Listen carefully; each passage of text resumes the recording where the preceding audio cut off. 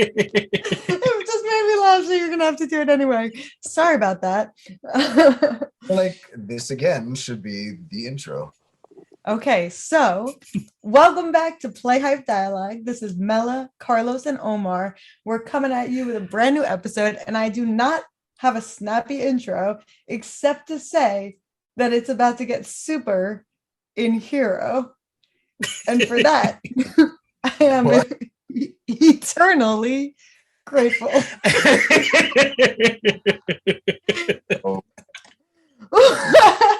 Oh, I'm sorry, everyone listening. I had to do it. We're here today getting ready to talk for the first time, I think, about a movie from the MCU. So we're diving into the whole superhero trope, and we're going to be talking about Eternals, which just recently came onto Disney Plus.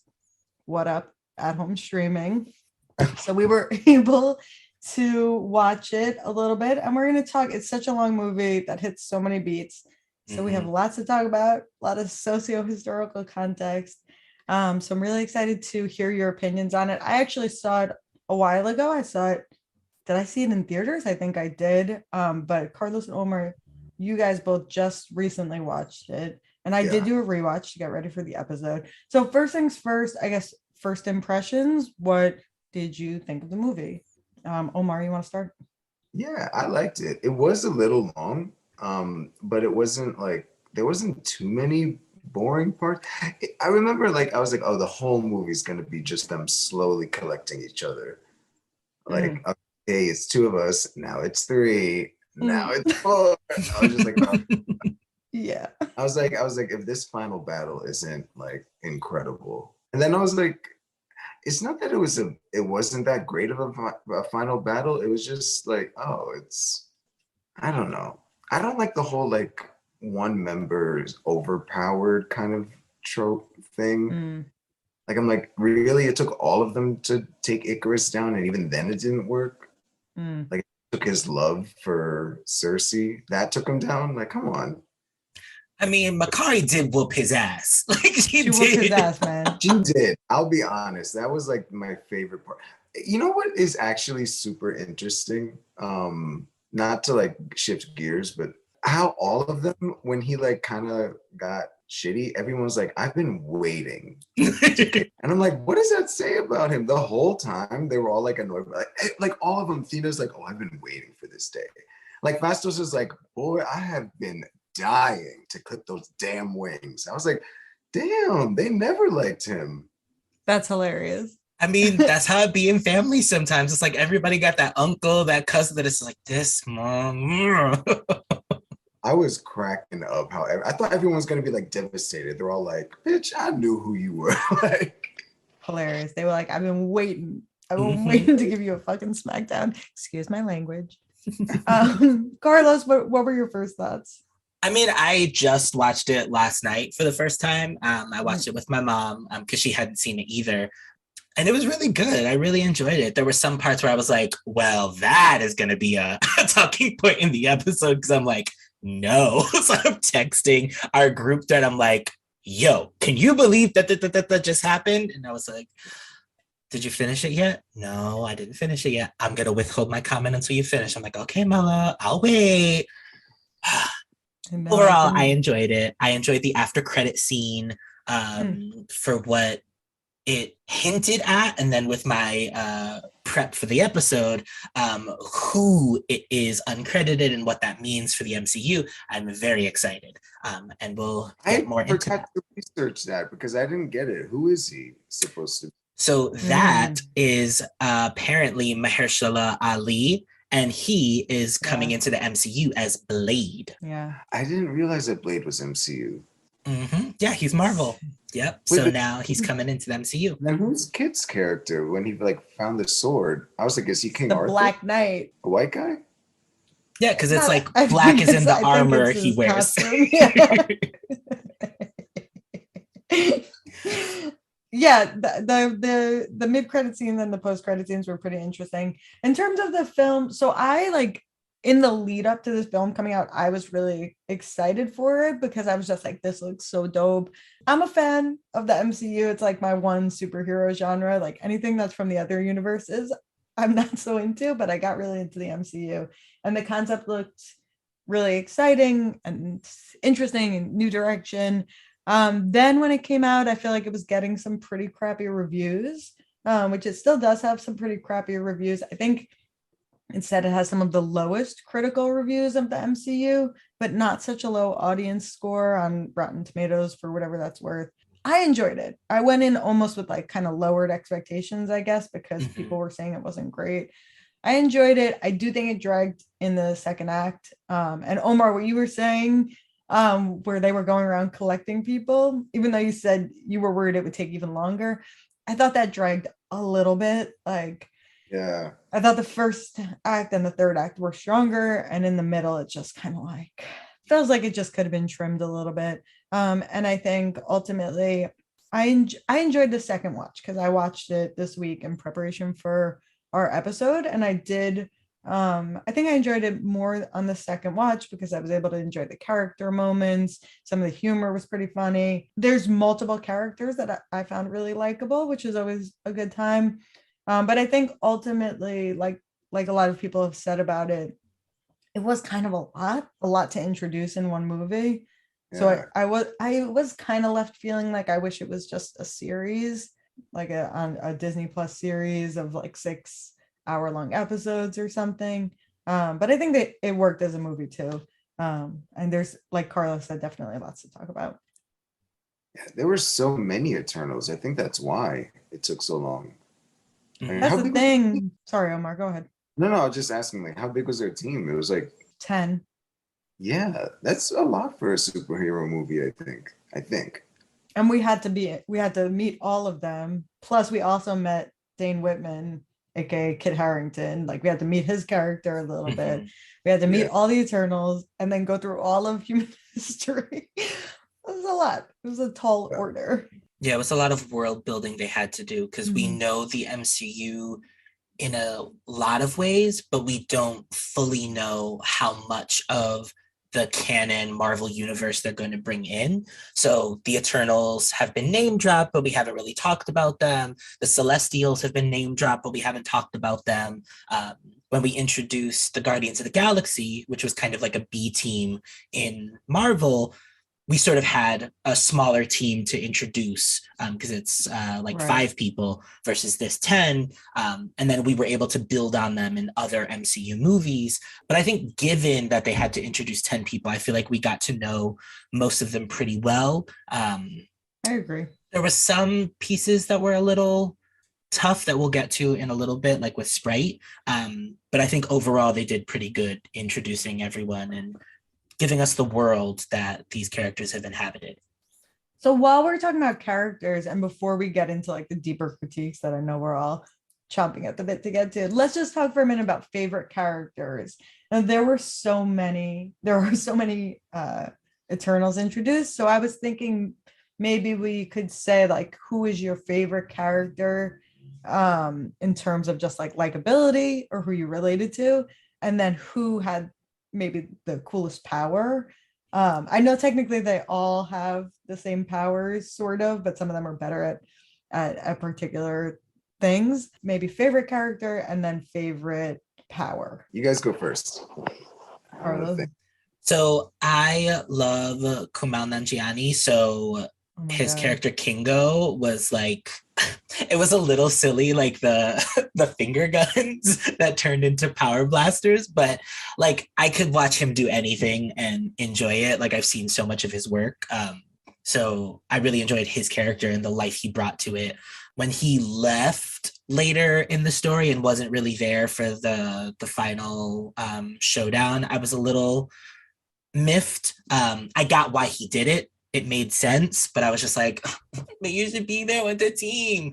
So I really liked him. Makari is dope. Like her super speed power, It was definitely giving me like Quicksilver, the Flash vibes. But she also like, she was just kicking ass, taking names, and I loved that her character was using sign language, which I think is really sort of dope, and we'll talk more about that in a little bit. But I think the two of them, sort of in terms of how they were portrayed and in terms of the power. I mean, you know me, I could go on and be like, well, I actually love and that, but those are the two I'm going to stick with and shut up. So you and Omar could talk. No, definitely. It's so hard with this movie too, because there was like, I asked the question, but I still feel like there's like 4 or 5 people to talk about. First of all, Camille Nanjiani was hilarious. So I just want to affirm that he was probably, I feel like he had like most of the funniest moments in the film. He was really funny. Makari was probably my favorite character.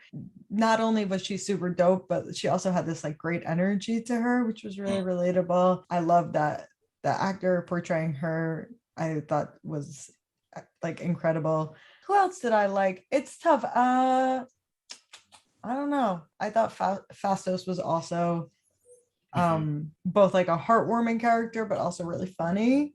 I enjoyed the moments of humor, I guess, because like I said, on the second watch, those stood out a little bit more, so it was really enjoyable. I also think that it's how interesting to see that it wasn't clear before the film if there was a main character, because it's this whole big team.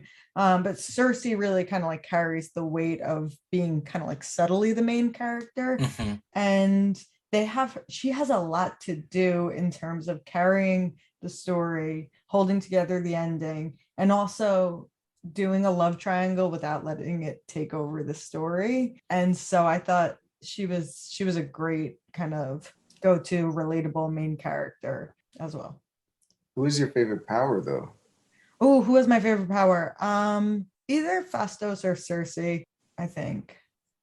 All right. Yeah, because Cersei's like transfiguration thing was kind of cool, and Fastos was just making stuff. That was pretty dope. I am deeply offended that neither of you even bothered to mention Angelina Jolie. How dare you? Oh, I have a lot to say about her, but I didn't want to talk too much.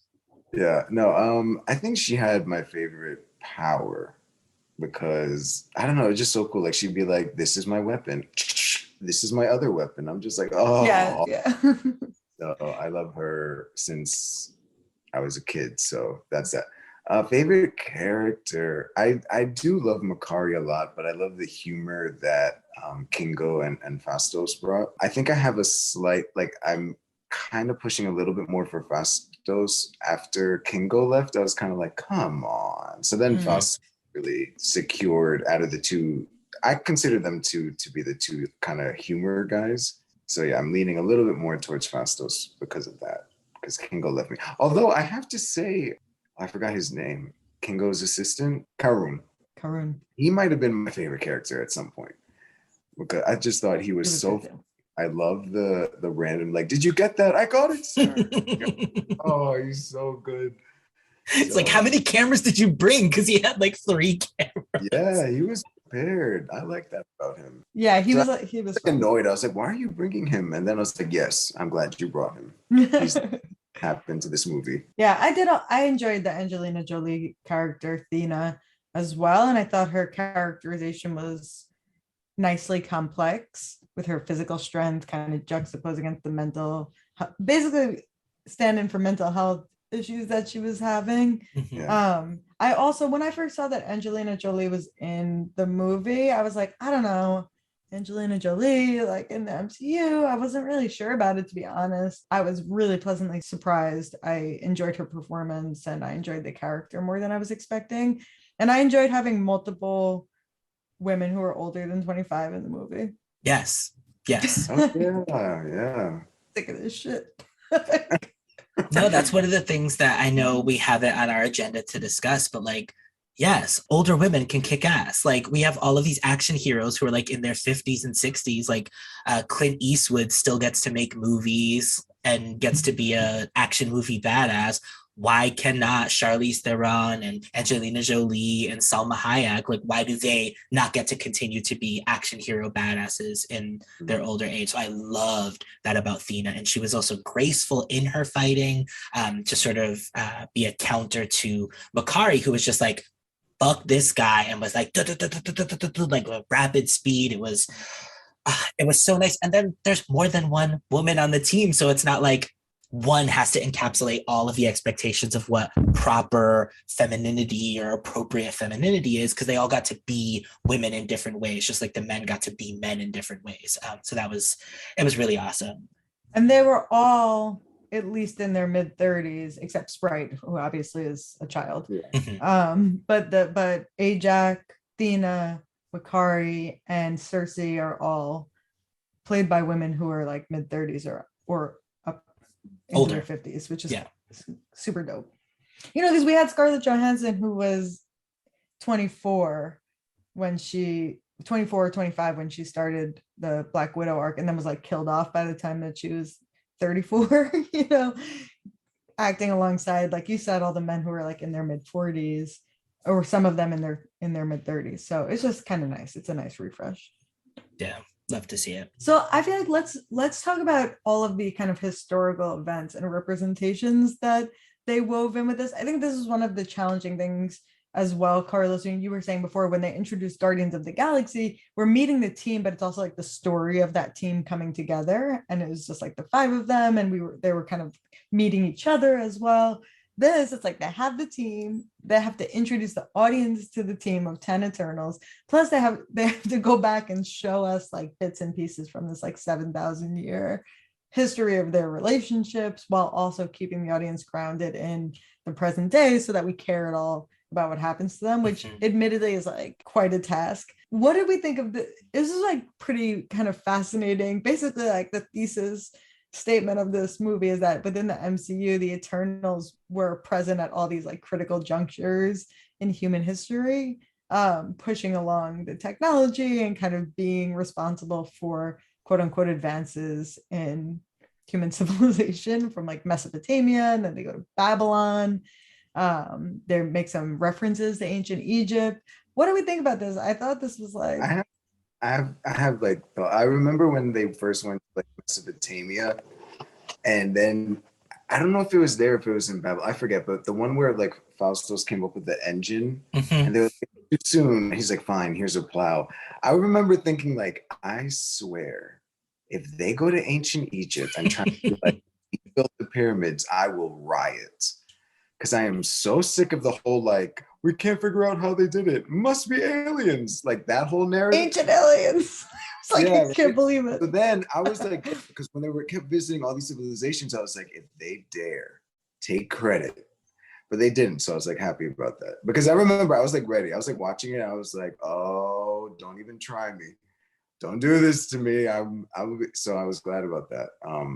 But I'm sure it was still kind of inherent that they were, and I remember being like a little bit like, hey, humans can do some dope shit. Like, but I wasn't too mad at it. But I thought it was kind of interesting. I actually, what I loved about it is because clearly the writers came up with their names based off of myth, but I love that they made it like the reverse for this. Like, oh yeah, Athena actually was influenced from the eternal Athena, and that's where, the goddess got her name from, and that they came up with like the Icarus thing, and that. So I thought that was kind of interesting, the way they tied in myths and made it be like, actually it was the Eternals. Yeah, I did, and I think it's a challenge whenever they do these types of movies where it's like they're superpowered beings and they've been here all along. They have to kind of like find this balance between showing what these characters were supposed to invest in have been doing for 7,000 years, right? But not like completely undermining human history, I guess. So I thought considering how badly this could have gone, it was handled relatively well. Like they were careful to kind of directly show influence in like the less political things, like this plow. They were like, yeah, he made the plow, but that's it, guys. And they do kind of reference at one point, they say Makari has sarcophagi, or is like sit or is next to them. So they make references as though like they were there, but without kind of overdoing it. Yeah, because there's an Anubis statue on the ship when they finally link up with Makari, and she's got like a whole room of books and stuff, and she's like speed reading, which also I loved. I'm like, I wish I could speed read and comprehend. Yeah, so I thought it was pretty fascinating. They went to a bunch of different places, which was interesting. I think definitely probably the one we want to talk about is the Aztec Empire Yep. situation that they got into.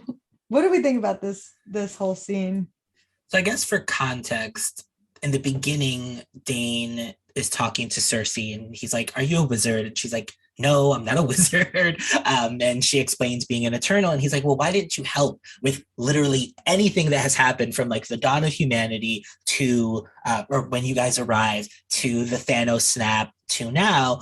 The Avengers are in existence. Like there's all these other superheroes. Like we know about Wakanda. All of this stuff has happened." And it's like, why didn't you do anything? And she's like, we're not supposed to interfere. And then we go through the story and it's like, but you have given little boosts to technology. It's like, okay, humans need to advance. They're not going quickly enough. Here's a plow. And then humans are able to advance. And then there's the scene where it's like, well, humanity's gone too far with the bomb. And the city that's destroyed by this big bomb. And Faustus is sort of blaming himself. And that's sort of when he is done with humanity in that sort of quick scene. But Druig, who has the power of mind control, was not happy not being involved and not using his powers to control people and to get them to do what he wants. And so during what he calls a genocide of the native peoples by the conquistadors, he makes them stop and sort of stays in Central America and in South America, controlling his villagers, largely indigenous and other people of color. And it's like, yikes, yikes, yikes. Yeah, it was a little, we're like, oh. I mean, I actually couldn't believe when they were doing the original scene, not the one where we go back to Druid, but the first one where they're like showing the whole kind of like conquistadors like just coming and like, you know, assaulting indigenous populations. I was like, yo, you guys, like, I thought I was like, okay, again, for something that could have gone like terribly wrong in Yes. the portrayal, I didn't think I think like it wasn't awful, but it was kind of like this is a real bold move. And whenever they do these movies again where like the blame is kind of taken off the real historical events, and well, not in this case, but it's always just kind of dicey territory. I feel like it's this difficult ethical question where, like you said, Carlos, they're like, oh well, how come you didn't like help with anything? They're like, well, we're not supposed to, but you do see them interfering in other ways. So it's sort of like a suspension of disbelief thing. I think it's just like, just go with it. That's the explanation of the film. I do think it was like a potentially, I guess, triggering kind of scene to just throw in there in the middle of the movie. But I guess they also didn't stay on it gratuitously long. Yeah. And by far the crew, it's sort of, you know, you do, I liked what they did with the Druid character, because typically, and Carlos, you're more of a comic book aficionado than I am, but like typically he's like the one that's like the sketchball, right? Like he's the one that flips on the others in a lot of the Eternals comics, but they inverted that a little bit and they had to be Icarus, which I thought was a good choice. And you see he's supposed to be like carrying this weight where like he's the one that is literally able to just sort of like mind control people and stop the violence that they're witnessing year after year if he wants to, but he's just like not supposed to. So I thought it was an interesting characterization that he's been struggling with it. And so you empathize with that. And then he goes off and starts this like super creepy commune for 500 years. So when we come back to him in the Amazon, it gives real like creepy white savior, but also cult. Yes.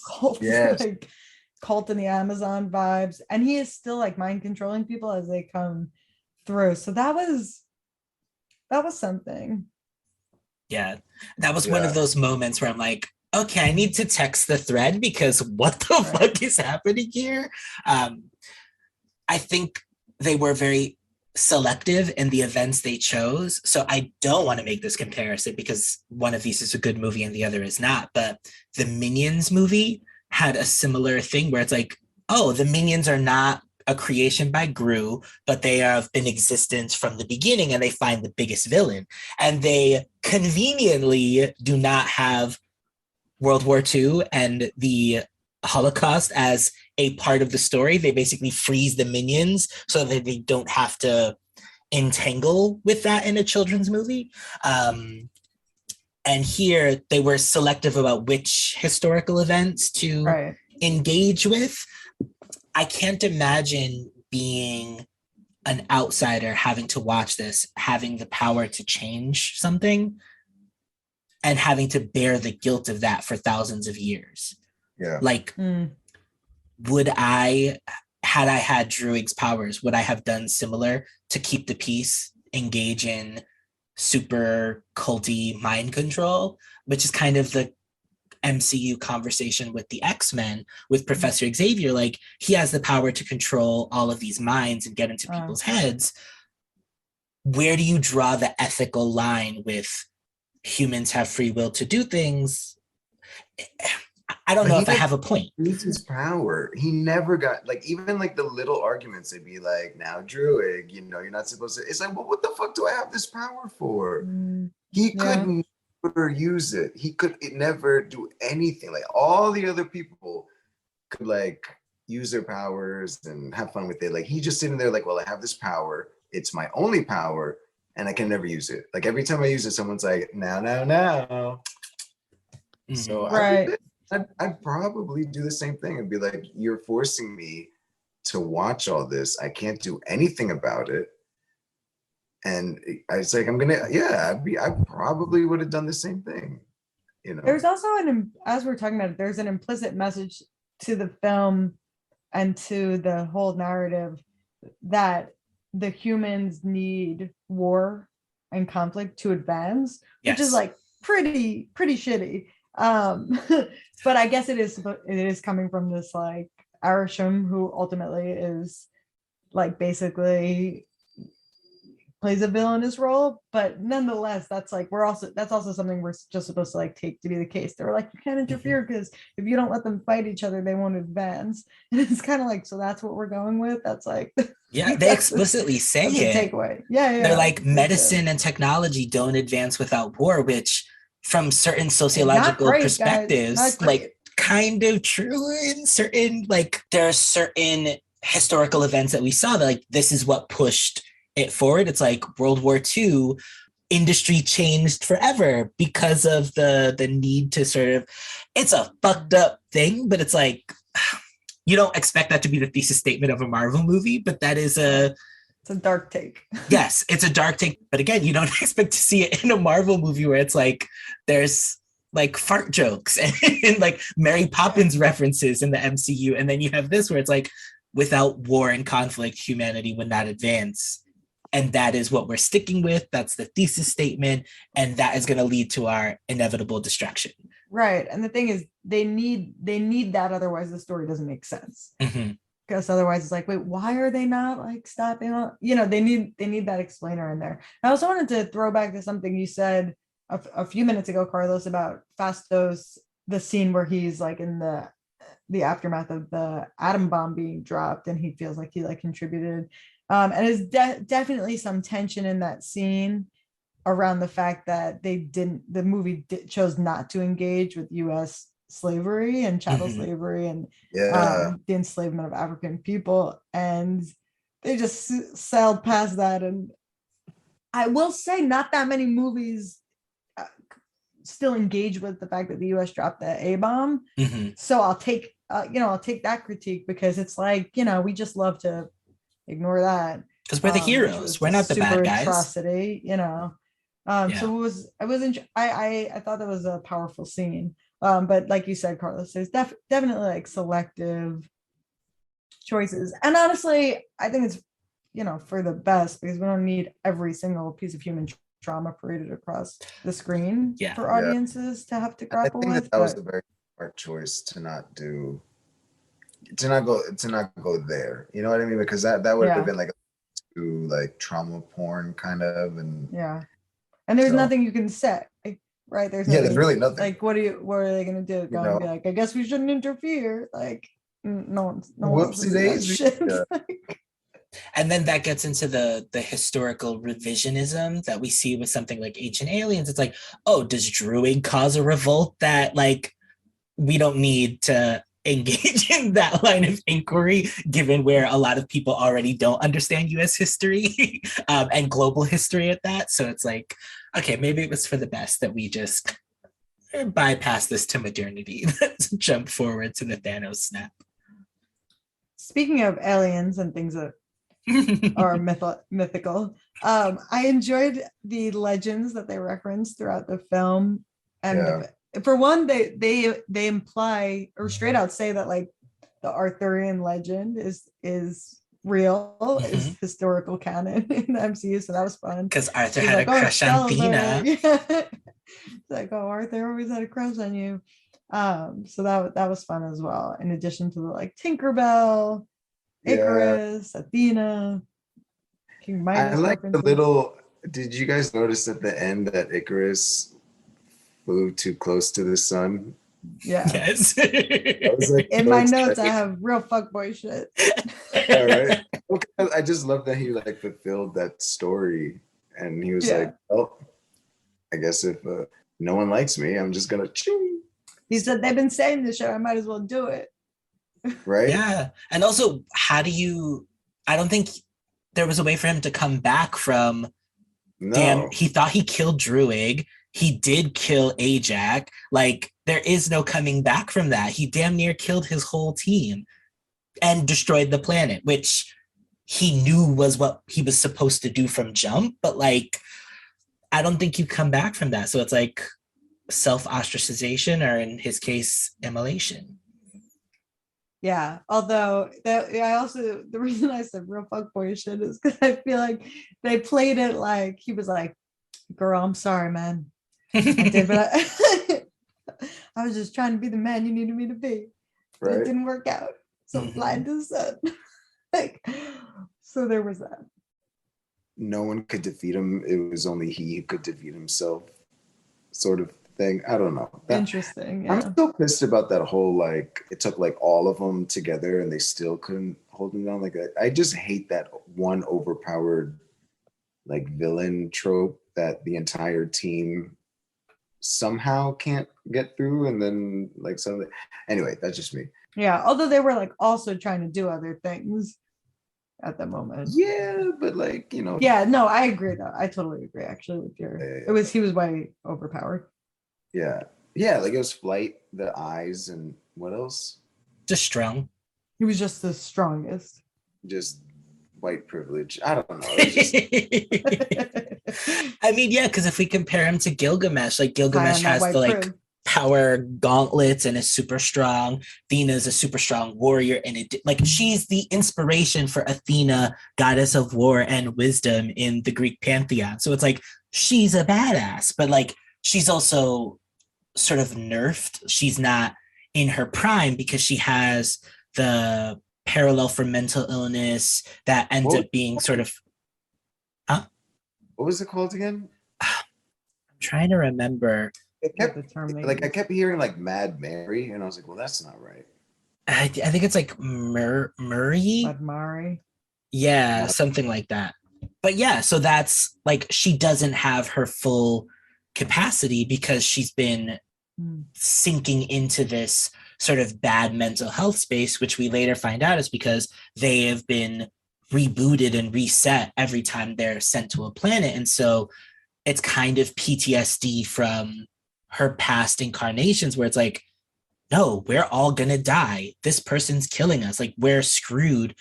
And those memories are seeping through. And so interestingly, Icarus tries to throw that at Cersei when she gets the power gem to connect to Ashram from. Gaslighter. Yeah, it's like you're just making things up. You're probably losing your mind the way Athena is, which is another way to sort of kick the women aside. And exactly. He really was. He really was. He was like, I just left to protect you. I broke up with you without saying a word to protect you. I'd be like, what? And they were married. It's not just like they were dating and he ghosted her. They got married in ancient Babylon and then he left. No. It was in the Indian subcontinent. Oh, in India. They got married in India. And he just broke out for hundreds of years? Question mark? Maybe longer? Maybe thousands of years? Like, word? Okay. Okay, I see. Let me tell you, I feel like ghosting is the absolute worst thing to do in these situations. If I were her and I saw him like him fly back, you know, when what are they called? I almost call them Decepticons. What are they Deviants. called? There we go. And the Deviants came back and he showed up, I'd be like, you got some nerve. Some nerve, Showing man. damn face. Together for 5,000 years, you disappeared. How dare you? That being said, while we were talking about the like rebooting, and just because we were talking about character deaths a minute ago, I do think it's also important to note that like they make it clear that basically any of these characters can be rebooted at any time, because they mention throughout the film that like the subconsciouses, there's got to be a word for that, but the subconscious are stored in the ship basically. So any of these characters, like I don't think Eternals did as well as they were hoping for it, but they were definitely prepared for it to do well. So I definitely think we'll see a lot of these characters in future MCU films. And if Eternals somehow does become popular, like they could bring back Icarus, they could bring back any of those characters if they wanted to, which makes the whole thing. They got Harry Styles now. True. Yeah. Sorry, you can't see, but I just made a face. I know people were really excited for that. I feel like I didn't need that. He doesn't do anything for me. I'm just like, okay, another twink in the MCU. Great. What? I'll give him that. Like, first of all, I didn't know I know who he is, but I didn't like recognize him. So he came on in the theater and people were like, woo! And I was like, yeah. But anyway, point is, I'll give him that. He did a good job in his scene, considering he's typically been known as a singer. I feel like, so let's talk a little bit about the characters. Do we want to talk about so they gender swapped and race swapped a bunch of characters for this? Sorry, what, Omar? No, sorry, I said let's get into it. Yeah, I mean, I don't even know if there's that much to talk about. I think they did it pretty well. The original team, I think it's like 7 or 8 of them are men. So they gender swapped Sprite, they gender swapped Makari, and they gender swapped Ajax. So that means 8 of them originally are men. And then as far as I know, they also race swapped like a bunch of characters, because the team in the original team in the comics was much whiter. So now they came in with the characters in an attempt to kind of like more accurately reflect. I think they should have race swapped Druid, only because of like how dicey that mind control thing became. Like, and like, you're saying like the white savior. Like I was like, yeah, but they almost could have avoided it if they made him like literally any other race, you know? And I understand that the Eternals don't have like races per se, but come on now, we know the actors do. Glad to see a more diverse cast. I always think that's like I always get like weirded out when people are like, no, but it's not the original. I'm like, right, but maybe the original wasn't that great. Like, you know, like when like they have like Ariel from The Little Mermaid being portrayed by Chloe Bailey. Yeah, and like everyone's like, no, but the original is white. And I'm like, the original also a cartoon. Is like, not only that, the original, like if you want to go back to the original story, they're saying, oh, it's Danish. I'm like, she's not Danish. It's a Danish author. He didn't say like this mermaid is like my kindred. No, he's just like written, and she has like blue skin, I think, in the original. So anyway, sorry, I'm getting on a tangent.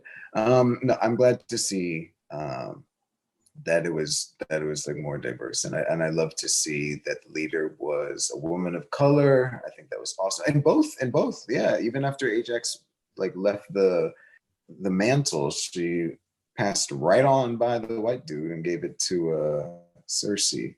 Even though Kingo calls him boss. Her, so. Yeah, that I was kind of like, come on now, Kingo. have some self-respect.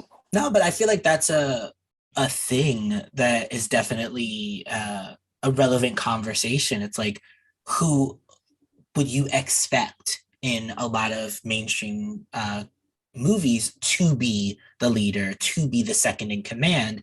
You wouldn't expect it to be Ajak, and then you'd expect it to be Icarus. Sort of, he sort of fits the mold of what Hollywood expects the leading hero to be, which is why he has like Superman-esque. But I will say, comic book nerds need to calm down. I am a comic book nerd. So many of these properties were written in the 30s and 40s. So many of them were written by white men. These characters were written as white men, straight white men, cisgender straight white men. So race swapping and gender bending is good if you want to bring these old stories to life, to bring new perspectives, to bring in new conversations, because it's going to hit different. There's new stories you can tell when the now leader of the team is an Asian woman played by Gemma Chan, when you have a deaf superhero. Like, that is important just in terms of representation, but it's also important about the types of stories you can tell where everyone in this movie was multilingual. Like, you don't get that in a lot of superhero movies. You don't get that in a lot of mainstream movies where characters are speaking sign language and English and Hindi and whatever other, they were speaking, I guess, ancient Babylonian, they were speaking all of these ancient languages. You don't get that often. And it feels different when the characters are played by actors from different parts of the world. It looks different, it feels different. And so it's like, yes, do people of color deserve original characters? Yes, we do. We deserve all the Miles Moraleses and all of these other original characters. But also, if we're going to tell these old comic book stories, we need to bring them to the present day. If they were written today, they wouldn't be written as white or male as they were. So I think it's important that we do that. And with the gender piece, not just young women. I want to see older women kicking ass, because older women can kick ass. Angelina Jolie, I see her kicking ass for another 20, 30 years. Let's go. I want to see it. Sorry, I'm going to step off my soapbox. They're also like pretty obscure characters. So it's like, Yeah. let's revamp them now. You know? I mean, I'm not a comic book nerd at all, but I've heard of like many of the superheroes. I've never heard of the Eternals. Right. So no, they're not a mainstream team. But it's also not that old. Oh, they're not? Because I think this one came out in like the mid 80s, I want to say, which is pretty old because we're old. But I also read that they're now the newer comics are now reflecting how the characters were written for the movie, which I think is a great like swap. You know what I mean? Because it was really, I mean, first of all, it makes more sense. And second of all, it's really affirming to see just like a broader characterization of humanity. No, so I just looked it up. The Eternals made their first appearance in Eternals #1, July 1976. So yeah, it's not like the Supermans and Batmans of Detective Comics of the 30s and 40s. But still, the point stands. A lot of the stories that were being made did not have multiracial, multigender, multisexuality representation in mind. And we saw this with a lot of comic adaptations, that once the comic movie comes out, the show comes out, that affects the comics because new people come to comics trying to see the stories of the people they saw on screen. So now Cersei's going to look like Gemma Chan in the comics. Like they're going to look like their screen counterparts, which has its upsides and downsides. Like we get to tell new stories, new adventures, but then it also shifts the canon. And so it can be difficult for new fans to figure out where to start. But start with whatever cover looks cool. Start with whatever art you're into. Start with whatever hero's journey you want to explore, and then go from there. There is no rules. Just enjoy the ride. So we also wound up in this movie then with like multiple firsts. Right? So I think there was like some articles about him being the first openly gay superhero in the MCU. They had that one scene of like a civilian in Endgame. That doesn't count. That was really not much. And then I think Makkari is the first deaf superhero in the MCU, although they then had in the Hawkeye series. Mhm. There's a deaf character, and I know the actor is Alakwa Cox, but I can't get the name of the character in my head, but loved her character. And for South Asian superhero, so a lot of firsts. I also thought, not to move us too far off the conversation of representation, but I kind of mentioned this before, but I enjoyed the like inversion of the fact that so Icarus is this like conventionally attractive, like strapping man, and Druig is like kind of a funny looking dude. And so many of the times in stories, we see people who are portrayed as like unconventional looking or conventionally unattractive. Either sometimes this has to do with like weight or body type, or sometimes just like physically unattractive. There's this trope of like, oh, the like evil witch with like a Right. like with moles on her face or something, or like the funny Ugly looking equals dude. bad. Ugly. Thank you, Carlos, for super simplifying my tangent. So I enjoyed the fact that they inverted this, and even though Druid had this super creepy situation in the Amazon, at the end, ultimately, he's got like some more lighthearted scenes. He's on like the good guys team basically, and Icarus is the one who plays them all in turns out to be a super sketchball. So I thought that was good too, because I feel like we run into that a lot with the like pretty equals good Mhm. trope in characters, and that's a lot of bullshit. So Yeah. Yeah, no, it's definitely nice to see, because a lot of mainstream movies just constantly play into that. So it's nice when the good guys get to look different and do not fit to one sort of body type or one sort of ability status or one sort of um, set of identities. You love to see it. You love to see it. what are our thoughts on the scenes of Fastos and his partner and son? Let me tell you, I didn't read up at anything. But I remember when he called in, he was like, Habibi. I was like, hold up. Like, I didn't realize, because that's actually a huge deal. And I remember hearing that in, I think, some country in the Middle East, I forget which one, refused to play Eternals unless they cut out the scene. And they were like, no, we're not cutting it out. And they were like, well, we're not playing it. And I just didn't expect. I was like, oh, the guy, what? So because that's huge. I mean, queer representation is not really, it already is lacking a lot, but queer Middle Eastern, North African representation, I was like, oh shit, I didn't expect that. So I was like, that's pretty cool. So I thought that was pretty dope. I loved it. Made me love, because at first I was kind of like, all right, Fastos is like the angry nerd, but then I love seeing him in this. You really got to see his sense of humor during those scenes. Yeah. And just kind of also that complexity of like hating mankind, but seeing that there is some beauty there as well. That was let me tell you that scene with the atomic bomb was really powerful to watch, where he was just like, they do the worst to each other, and then to have him, when you see him again, be like, I have seen that there's also this. Like, I think that was the most important takeaway from the movie, that kind of complexity in Faustos's view of humankind. Yeah, agreed.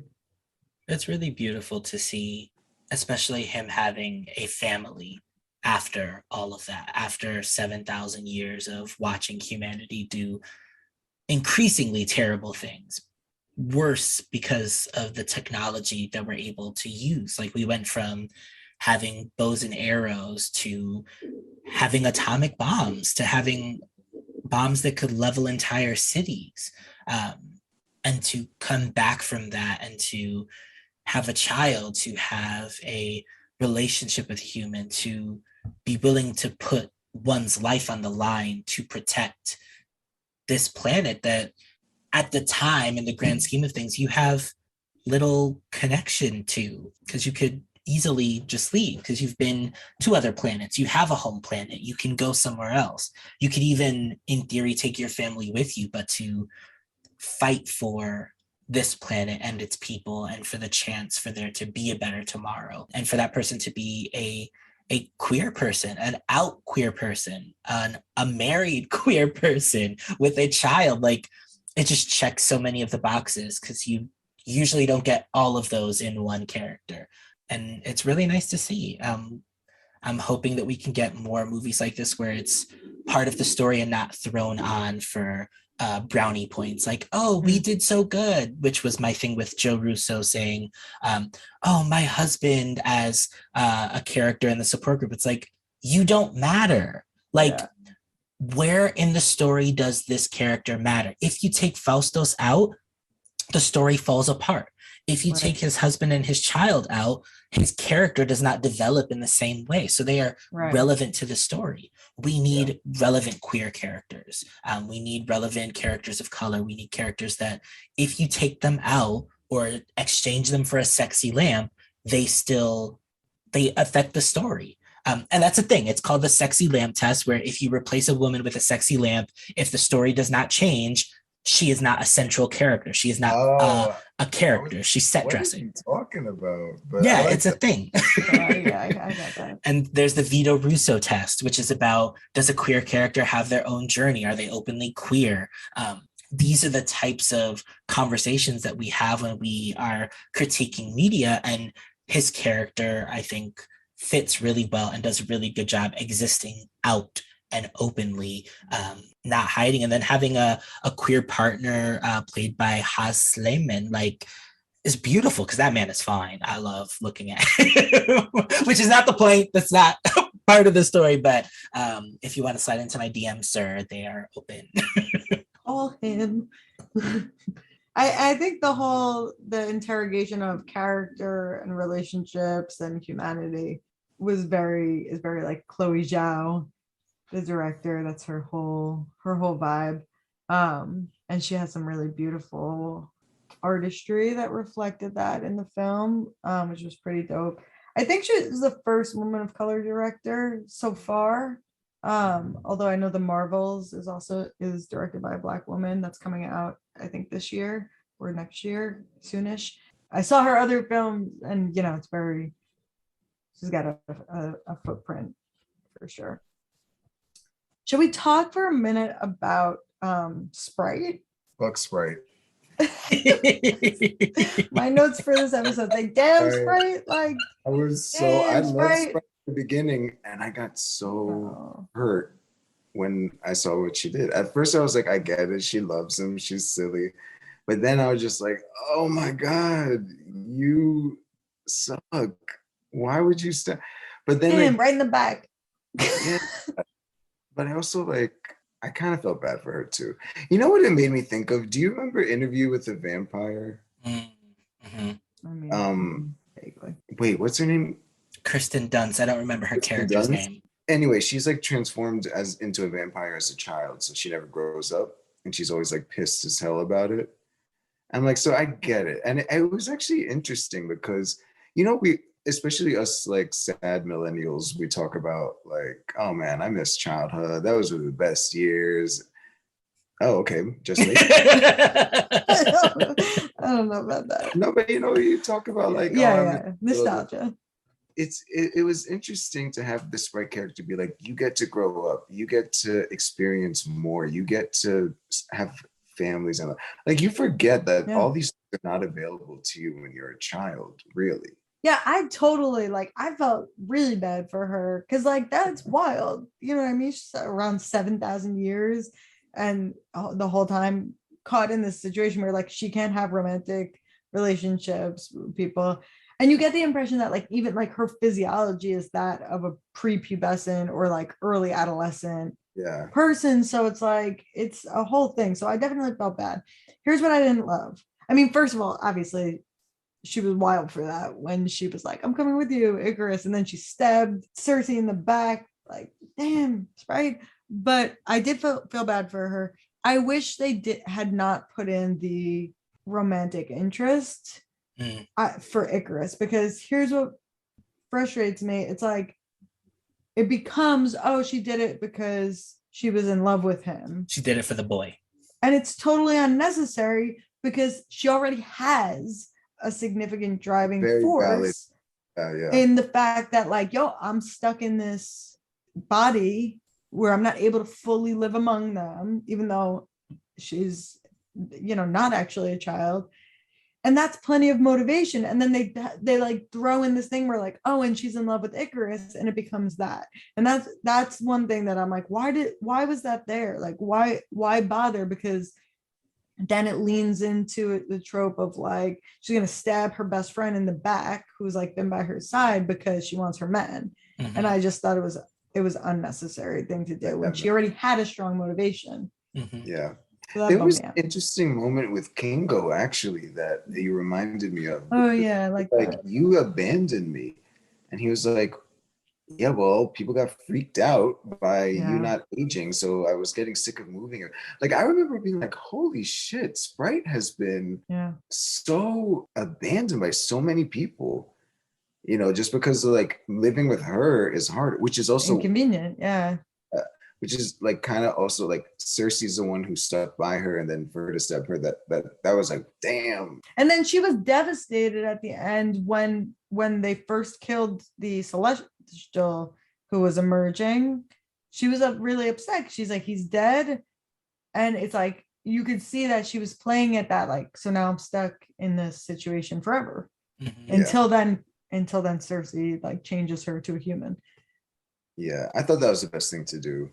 I remember being like, I don't think fuck Sprite anymore. Like, she had very legitimate reasons for what she did. I don't agree with her actions, but I understand them. And I am glad she gets to be a human now. My thing was, of all the things that Cersei could have done with the powers, she turns old girl into a human after literally getting stabbed in the back. She could have done so many other things for this planet she claims to love, but then that would have gotten into a different political conversation I don't think Marvel was ready to do. It's like, oh, the earthquake and the emerging celestial is what warmed the ice and brought the deviants out. I'm like, not climate change? And we're not gonna do anything about climate change. That pissed me off a little bit. I was like, hold up, don't blame climate change on a celestial. These are very legitimate things that we need to fix. Yeah, so which wouldn't make sense for the plot, but I was just like, I was still pissed at Sprite in the moment. So I'm like, man, fuck Sprite. Fix climate change. Stop war. Like, do something else. Except that if they do any of that, then they have to like deal with it in all the next movies. Yeah. Yes. Which as is, I'm like, so you're just gonna deal with the fact that this like stone man is half emerged in the Indian Ocean? Mm-hmm. Okay, great. My thing was can't like, wait to see what Spider-Man makes of that. Well, my thing was like, well, but global warming, he's gonna melt real quick. So, don't even worry about it. I don't know. I'm kind of sick of the whole like MCU snap, like Thanos snap storyline. I don't think I said it over and over. I don't think it makes sense. To have like people gone for 5 years and then come back exactly the same while everyone else aged 5 years. Like, so you and you got like the Thanos was right t-shirts and shit. No, I mean, listen, it kind of made some sense, but my was all like, I just didn't like how they undid it. Mm-hmm. I thought it should have been it was messy. I thought they should have just went back in time and stopped it there, but no, just to bring everyone back. I felt like that was so odd because I always said, like, my friend was like, no, but they just came back and then life goes on. I'm like, okay, but think of it this way: you have identical twins. One of them phases out. Then they come back and now they're identical twins, but one's 5 years older. Mm-hmm. Like, it's messy. And I'm just like, you also can't just like undo 5 years of people's lives either, though. That was the whole thing. Like, I understand, like, Iron Man's like, don't get rid of my daughter. I'd be like, listen, I get what you're coming from, but common good of the earth. I don't know. I do feel like the Marvel cinematic universe is a little overly complicated for me. It's definitely gotten that way. Mm-hmm. Yeah. But now they're doing the multiverse, so everything is just going to be like, it's another universe. Don't worry about it. Don't. Yeah. Hey. So we've been talking for a while. Oh, sorry, Carlos. Did you want to say something about that? No. I was just gonna sort of add to the conversation about just the complexity. It's like the more stuff they add in, the more stuff that can become plot holes in earlier movies, can sort of undo some of the earlier conversations that can make it a bit more complicated.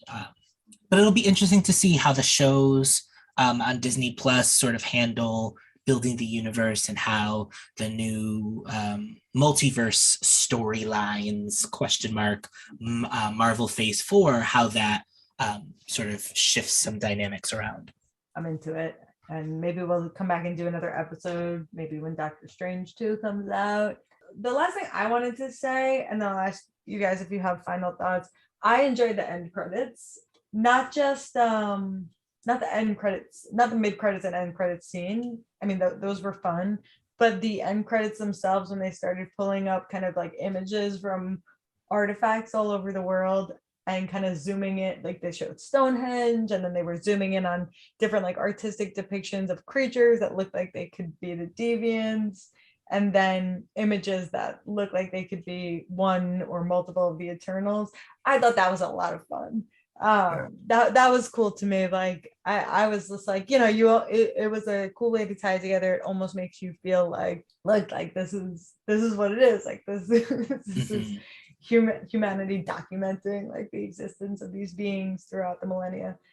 So I thought that was really cool. Little historical, socio-historical Easter eggs in there at the end, and I enjoyed that. So for you guys though, like I said, since we've been talking for a little while, do we have any final thoughts or things that we wanted to talk about from the film that we didn't get to address? Gilgamesh, I don't know. I guess Gilgamesh deserved better. I don't know. So. Gilgamesh was probably the one character that I thought like didn't get. I mean, there was a lot of characters, and so a lot of them didn't get as much as they could have used, but he probably got the least character development and like stuff to do. And he's supposed to be super strong as well. I guess in theory they could bring him back in the future, but I think they honestly were just like, we got to thin the ranks a little bit. But yeah, he was probably the character that deserved right? better. Ajax, Gilgamesh, Sprite, and Icarus. You said we lost 4. Yeah. I mean, I think Sprite, I don't know, like they could bring any of them back. So, but I don't think it was popular enough for them to have like a 4-film franchise. So I don't know when they'll come back, but I think it was probably for the best the situation with Sprite too, because they have the actor has to like is gonna age because she's right, young, So I could see her coming back, but for sure I know we'll see Cersei and Dean Whitman. Oh yeah, I'm sure the Avengers are gonna show up and have to have a conversation, be like, y'all have been here, like what's like, going on? What's up? Well, they got some of them all like off planet as well, except Dean Whitman for now. Except they have got Kit Harington ready to be in the Blade movie. Mm-hmm. So that's gonna be fun. Yeah, which means we're gonna have another movie or show where it's like, so where have the vampires been hiding this whole time? Yeah, which is waiting for them to explain the X-Men if they finally ever do that. They're gonna do that. Are they gonna do it too right now? Yeah. Doctor Strange. I'm excited to see. Listen, X-Men is my favorite. That any superhero movie with X-Men, I want to watch.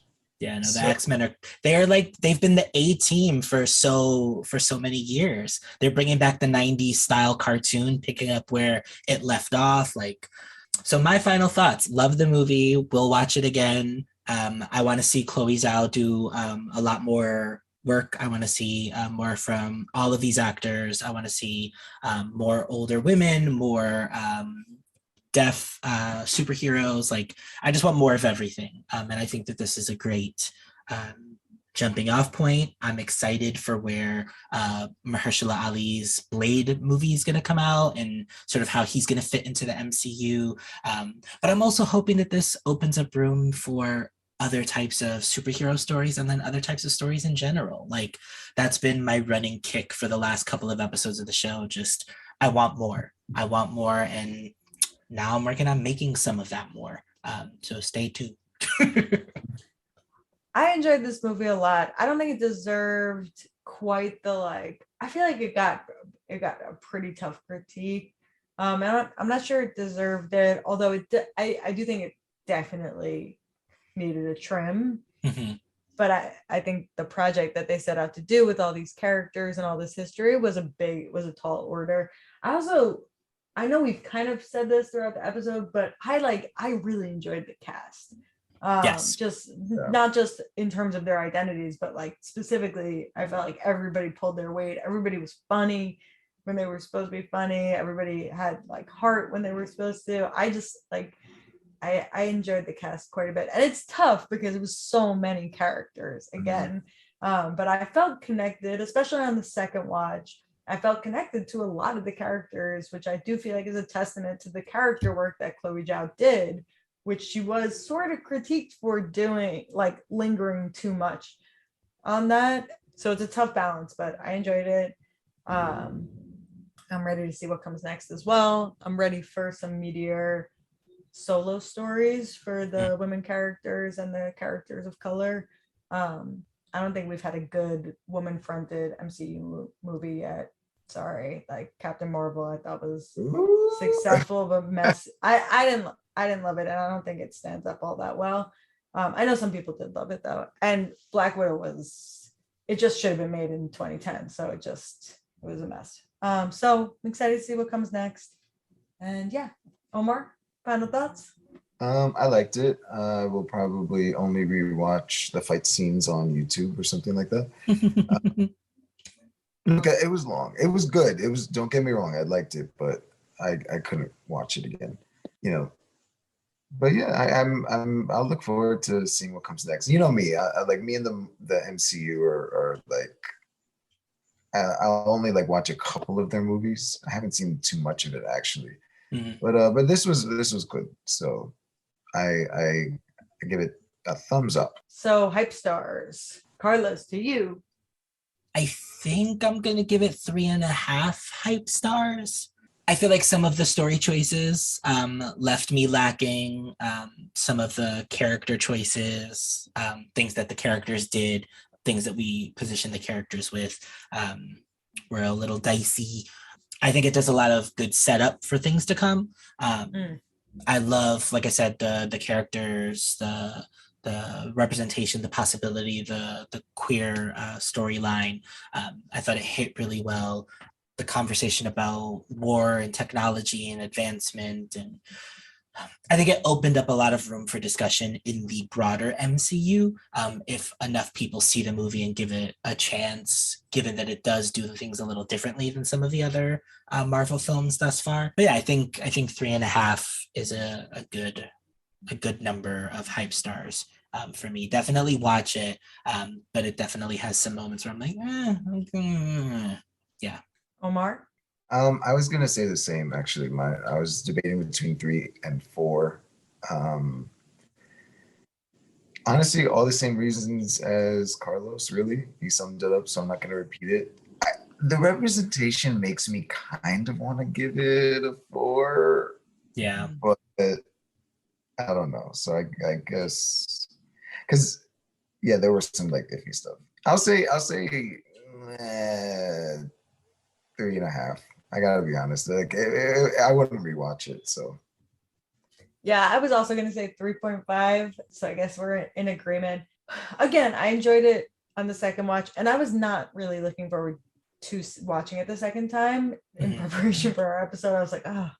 But I enjoyed the character moments. I enjoyed the cast. I enjoyed the possibilities that it set up. I honestly think that part of what made it drag was that they had to set up the Dane Whitman. I've been saying Dane Whitman character. So in the beginning, we have to spend time with him because they wanted him to be set up for future movies. I wonder if maybe if they had not tried to squeeze that in as well, maybe we would have just started right away with Cersei and Icarus, and then just kind of gone through like that. Maybe that would have helped it not drag so much. But same thing, 3.5. But and I was excited about this film, and I would watch more of them. So yeah, Marvel. I will definitely watch like the second movie, but not rewatch the first, if that makes sense. I mean, they did all this groundwork, and they got some series, they've gotten, it hasn't been the most successful of the Yeah, films. I'm sure it'll be better the second movie. I really hope that they're not discouraged and that they keep building on this, because I do think they did all this great groundwork. So now there's a lot of directions it could go, and I'd be interested to see it. And I hope a lot of the characters cross over in different films and TV adaptations that Marvel is doing all over the place. So down to see what's next. Let's go. All right. So that's it for our discussion of the MCU Eternals movie, and we'll be back soon with our next discussion. Bye. Bye.